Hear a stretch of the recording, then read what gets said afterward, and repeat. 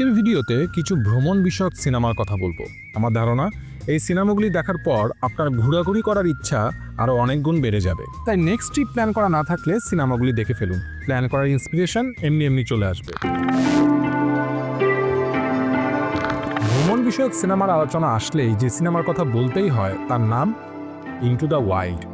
সত্য ঘটনা অবলম্বনে 2007 সালে অভিনেতা পরিচালক সেন পেন নির্মাণ করেন সিনেমা ইনটু দ্য ওয়াইল্ড।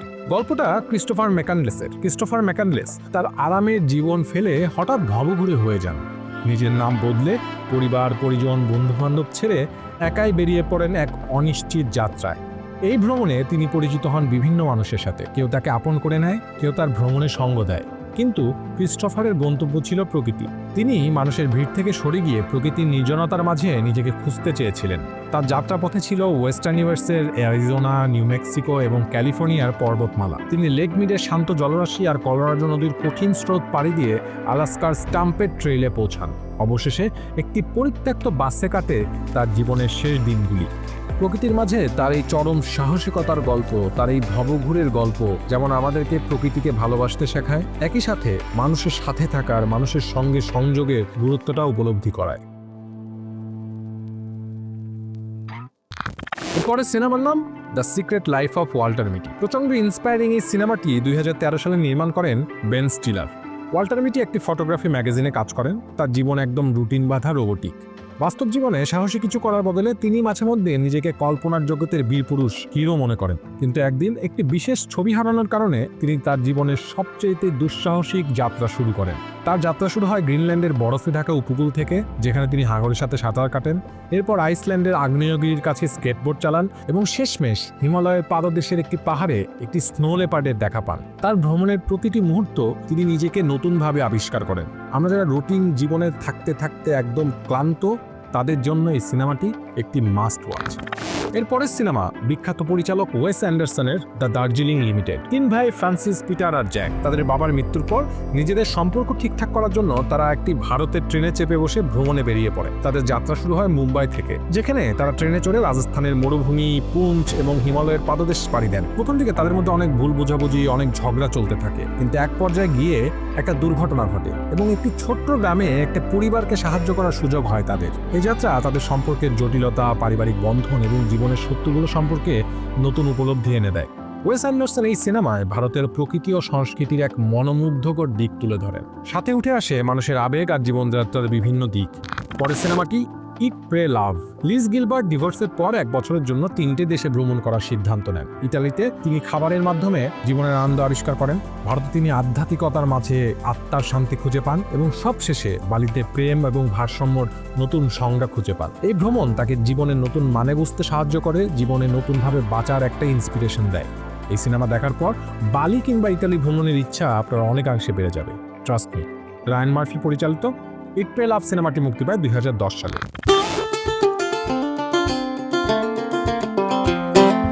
এবারকার সিনেমাটা যাকে নিয়ে তাকে চেনে না এরকম মানুষ খুব কম আছে। যে কোনো বিপ্লব সংগ্রামের কথা আসলেই তার নামটা সবার আগে আসেই।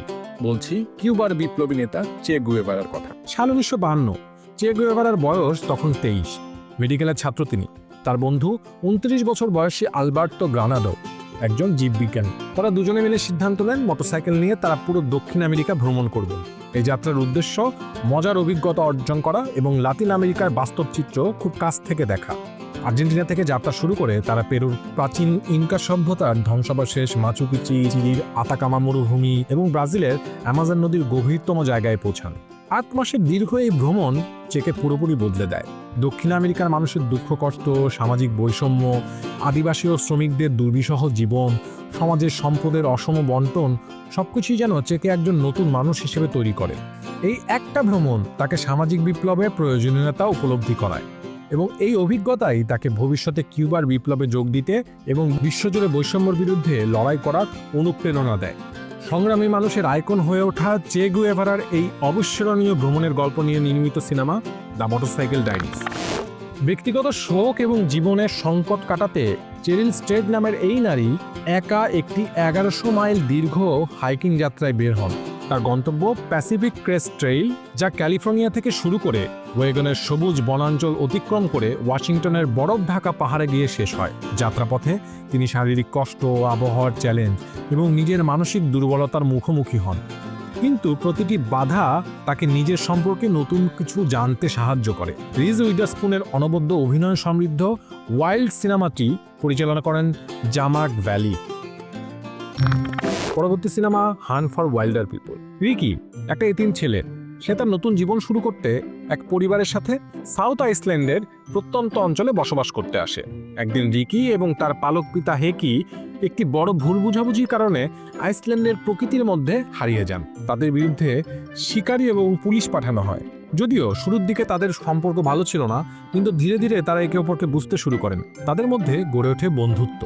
টাইকা ওয়াইটিটির পরিচালিত 2016 সালের এই সিনেমাটি আইসল্যান্ডের বিস্তৃত এবং অপরূপ প্রকৃতির মাঝে একজন কিশোর এবং তার পালক পিতার সম্পর্কের রূপান্তরের গল্প তুলে ধরে। সিনেমাটি কমেডি, অ্যাডভেঞ্চার এবং মানবিক সম্পর্কের একটা সুন্দর মিক্সচার বলতে পারেন। পথে পথে ঘুরে ঘুরে বিভিন্ন বিপত্তির মুখে পড়ে নিজেকে আবিষ্কার করার আরেকটি cinema on the road. Sal Paradise ও ডিন মরিয়ার্টি দুই বন্ধু 1940-এর দশকের আমেরিকায় একসঙ্গে রাস্তায় নামে। তারা নিউ ইয়র্কের শহুরে ব্যস্ততা থেকে শুরু করে নেব্রাস্কার বিস্তীর্ণ ফসলের ক্ষেত, রকি মাউন্টেনের চূড়া এবং নিউ অর্লিন্সের জ্যাজ ক্লাব ঘুরে বেড়ান। একজন বাবা তার প্রিয় পুত্রকে হারানোর কষ্টে শোকাহত। অতঃপর তার ছেলের স্মৃতির প্রতি শ্রদ্ধা জানাতে স্পেনের বিখ্যাত ক্যামি দে সান্তিয়াগো পিলগ্রিম রুটে যাত্রা শুরু করেন। রাস্তায় চলতে চলতে তিনি একাধিক ব্যক্তির সাথে পরিচিত হন, যারা তার মতোই নিজেদের জীবনের শোক সংকট থেকে মুক্তি খুঁজছে। তাদের একসাথে এই পথ চলা শোকের পাশাপাশি জীবনকে নতুনভাবে দেখতে শেখায়, মনের শান্তি আর আত্মবিশ্বাস ফিরে পেতে শেখায়।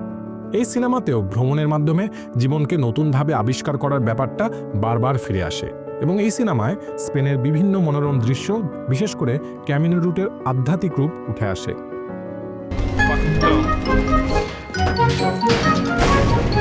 এবার কমেডি আর ভ্রমণকে একটু মিক্স করা যাক। প্রথমেই উই আর দ্য মিলার্স।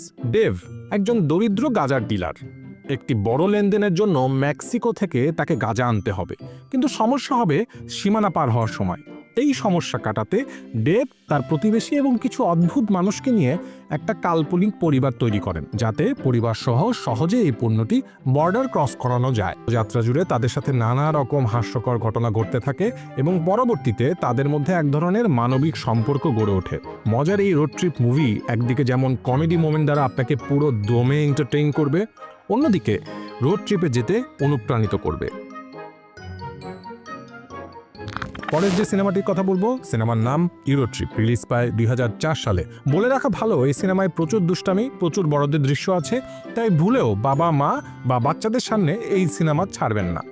4 বন্ধুর একটি গ্যাং ইউরোপে ভ্রমণের প্রস্তুতি নেয়। শুরুতে নর্মাল একটা ট্রিপ মনে হলেও অ্যামস্টারডাম, প্যারিস এবং রোমে তাদের সাথে অদ্ভুত এবং হাস্যকর ঘটনা ঘটতে থাকে। এই ভ্রমণে তাদের বন্ধুত্বের নতুন দিক উঠে আসে, যা তাদের সম্পর্ক এবং জীবনকে নতুনভাবে দেখতে শেখায়। যে সিনেমাগুলোর নাম বললাম, সবগুলো সিনেমায় একটা কমন ব্যাপার লক্ষ্য করা যায়, সেটা হচ্ছে ভ্রমণের মাঝে নিজেকে আবিষ্কার। সিনেমার মূল চরিত্রগুলো সিনেমার শুরুতে একরকম থাকে এবং ভ্রমণের পর তাদের মাঝে একটা অন্যরকম পরিবর্তন লক্ষ্য করা যায়। ভ্রমণের মাঝে বিভিন্ন বাধা বিপত্তি, নতুন মানুষ কিংবা পুরনো মানুষকে নতুনভাবে চেনা, নিজের ভেতরের দুঃখ, কষ্ট, আবেগকে বুঝতে পারার মতো বিষয়গুলি প্রতিটি সিনেমাতেই লক্ষ্য করা যায়। তো আজকের ভিডিও এই পর্যন্তই। ভ্রমণ কিংবা সিনেমা নিয়ে আমাদের সামনের ভিডিওগুলো দেখতে চাইলে চ্যানেলটি সাবস্ক্রাইব করুন। আজকের মতো বিদায়।